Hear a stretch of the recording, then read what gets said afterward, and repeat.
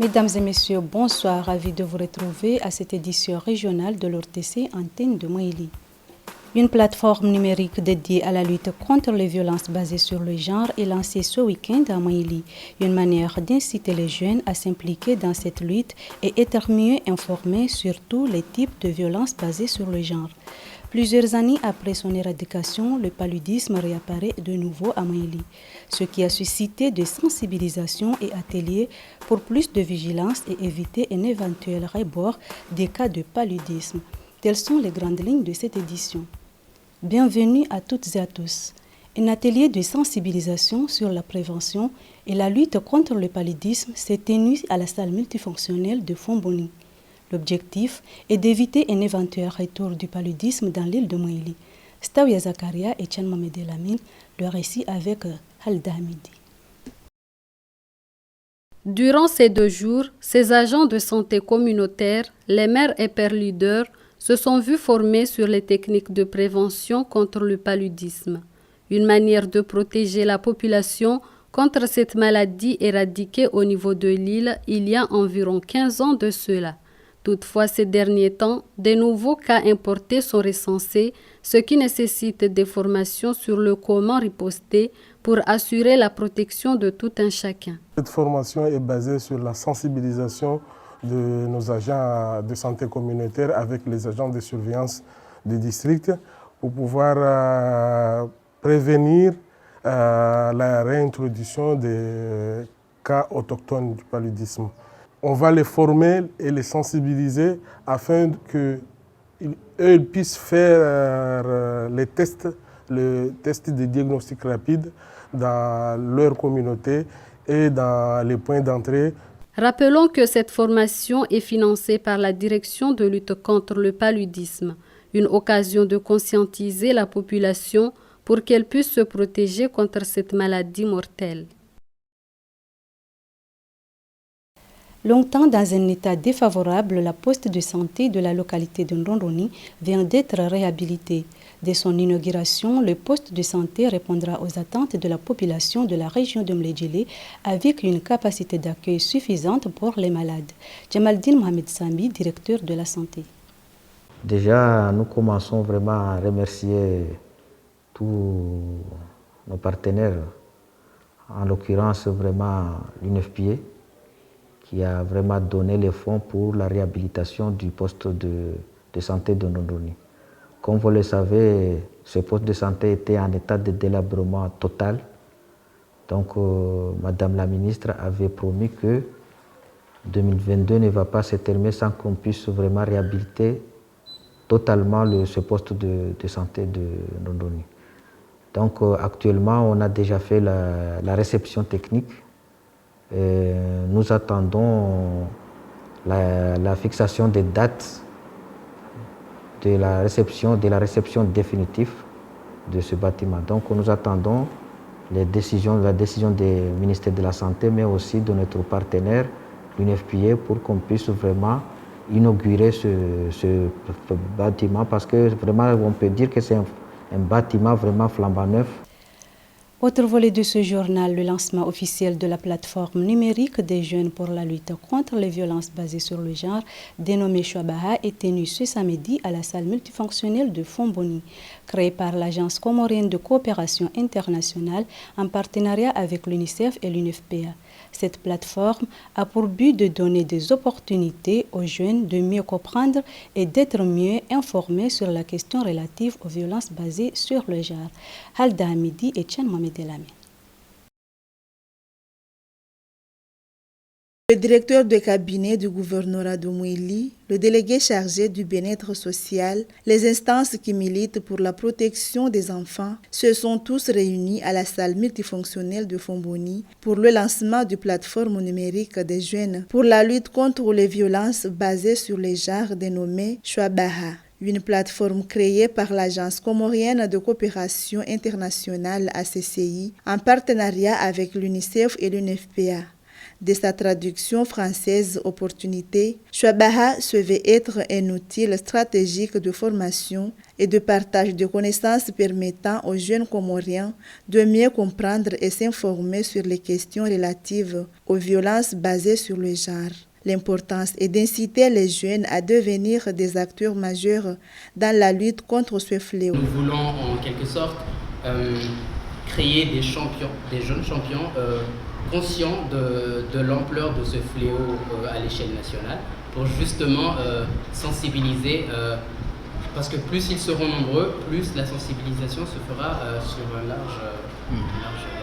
Plusieurs allocutions sont prononcées au cours de cette cérémonie du lancement de cette plateforme numérique. Celles-ci ont tiré l'attention des jeunes de se méfier aux propositions des mariages précoces ou fiançailles avant la fin de leurs études qui peuvent impacter sur leurs études. Plusieurs missions sont confiées à Chouabaha, dont certaines impliquent la jeunesse comorienne sur l'actualité des violences basées sur le genre, en créant un réseau d'interaction entre les acteurs œuvrant pour résoudre cette problématique telle que les forums, événements, concours et autres.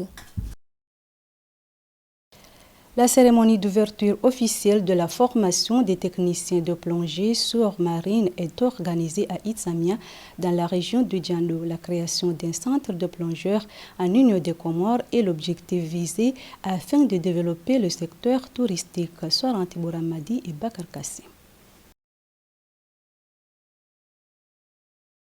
Cette cérémonie est honorée de la présence des autres personnalités, notamment le secrétaire d'État chargé du tourisme et l'artisanat, le secrétaire général du ministère de l'économie, la coordinatrice du projet, pour ne citer que cela. Au cours de cette cérémonie, tous les débats sont misés sur l'importance de cette formation. Cette dernière est financée par le cadre intégré renforcé, CIR, et exécutée par l'Association des plongeurs du monde avec l'aide du Parc national à travers l'Association pour le développement socio-économique d'Itsamia, ADCI. La mise en place d'un centre de plongeurs va non seulement sauver des vies en cas d'une situation d'urgence en mer, mais aussi protéger l'environnement en développant le tourisme. Parmi les produits qu'on peut vendre dans ce pays, au Comores, il y a des biens et des services, ça veut dire l'ilang-ilang, le girofle, mais il y a aussi le tourisme. Le tourisme, c'est un service qu'on peut vendre à l'extérieur. Donc nous, on a essayé donc de développer ce volet, le volet donc, de plongée sous-marine, justement pour accompagner cette initiative. Et surtout au moment où il y a eu le crash de AB Aviation, on a constaté qu'il y a eu beaucoup de retard parce qu'il n'y avait pas de professionnels de plongée ici, au Comores ou bien à Moélie. Et donc le temps qu'on a fait, on espère peut-être, bon, si on pourrait sauver quelqu'un, mais en tout cas, on a mis beaucoup de temps avant qu'il y ait des plongeurs professionnels. Parmi ces futurs plongeurs, existe une femme qui appelle les autres d'emboîter le pas. Ils sont au total 13 stagiaires venant de différentes îles de Comores qui bénéficient de la formation.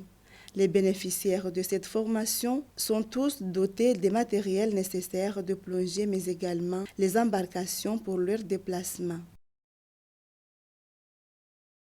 L'actualité continue. La question de la gestion des déchets est devenue préoccupante au niveau de l'île, particulièrement à Fomboni. Une problématique qui jusqu'à présent demeure non résolue à travers un site de décharge. À Fomboni, dans les rues, tout comme à la plage, toutes sortes de déchets sont jetés sans le moindre contrôle. Soran Tibouramadi et Tchan Mohamed Elamé. Les conditions hygiéniques laissent à désirer dans cette rue de Mwiwamadji, ici à Fomboni. Comme vous pouvez le constater, des ordures entassées sur cette rue très fréquentée gênent non seulement la circulation des biens et des personnes, mais détruisent l'environnement marin. Un phénomène qui résulte de l'absence d'un site de décharge sur place. Face à cette problématique, les associations qui luttaient contre la propagation des déchets ont commencé à rebrousser le chemin. Une situation qui inquiète les responsables de ces associations, puisque ces déchets ne dégradent pas seulement l'environnement marin et terrestre, mais peuvent également provoquer toutes sortes de maladies liées à l'insalubrité. Je voulais interpeller la population que le fait de jeter les ordures juste au bord de la route. Ce n'est pas bien sûr une bonne chose, mais il y a des gens aussi qui prennent des bris de béton pour laisser juste au bord de la route, ce qui empêche ceux qui ont des ordures de ne pas avoir la place pour bien jeter. Donc c'est une initiative que la plupart des associations cherchent à combattre cette manière de faire. Donc c'est une chose que nous essayerons de le faire pour éviter tous ces débordements des ordures au bord de la route. Lutter pour la sécurité sanitaire de tout un chacun demeure une priorité pour tous. Pour cela, la propreté est indispensable. Il est du devoir des responsables du domaine de trouver une solution pérenne pour lutter contre ce fléau, nuisible également pour l'environnement. Et pour finir, les matchs comptants pour le championnat des Comores des équipes de première division ont bel et bien débuté au niveau de l'île de Moïli. 8 équipes se sont affrontées ce week-end dans les différents stades de l'île. Staouya Zakaria et Bakar Kassim étaient sur place. C'est au stade El Hadj Matoire de Fomboni que Fomboni Club de Fomboni et Silex de Miringouni se sont affrontés ce samedi devant une foule immense. Étant une équipe dynamique et nouvellement admise aux premières divisions, l'équipe de Miringouni a réussi à marquer leur premier but à la 3e minute du match. Un but marqué par le numéro 10 Kamardine Nidouami. À la 56e minute du match, Fomboni Club a marqué leur premier but grâce à un penalty de Taher Benoussen, le numéro 17. Après nombreuses tentatives de la part des deux équipes, le match s'est soldé sur un score de 2-1 en faveur de Fomboni Club de Fomboni. Une fierté pour ces deux équipes vu que malgré la victoire de l'équipe de la capitale, Silex de Miringouni avait totalement dominé ce match. On avait essayé de chercher le moyen nécessaire pour qu'on puisse débuter un championnat avec des ambitions de haut niveau. Pour nous, ce n'est pas la fin du monde, mais juste on va essayer d'améliorer certaines choses pour qu'on puisse être efficace dans les prochains matchs. Pour la deuxième journée du championnat, Espoir de Nimashiwa a fait face à Ouragan Club de Mwangoma au stade de Nimashiwa. Un match qui s'est soldé sur un score de 2-0 en faveur de l'équipe d'Espoir de Nimashiwa. Cette même journée, Belle Lumière et Chiouzi ont joué leur premier match au stade de Djouazi. Belle Lumière a battu l'équipe de Chiouzi 1-0. Pour finir, l'équipe de Mbaté Club s'est opposée à Étoile du Centre au stade de Mbaté, où cette équipe a infligé 2-0 à son adversaire. Les rappels de titres avant de boucler ce journal. Une plateforme numérique dédiée à la lutte contre les violences basées sur le genre est lancée ce week-end à Moyeli. Une manière d'inciter les jeunes à s'impliquer dans cette lutte et être mieux informés sur tous les types de violences basées sur le genre. Plusieurs années après son éradication, le paludisme réapparaît de nouveau à Moyeli, ce qui a suscité des sensibilisations et ateliers pour plus de vigilance et éviter éventuels rebords des cas de paludisme.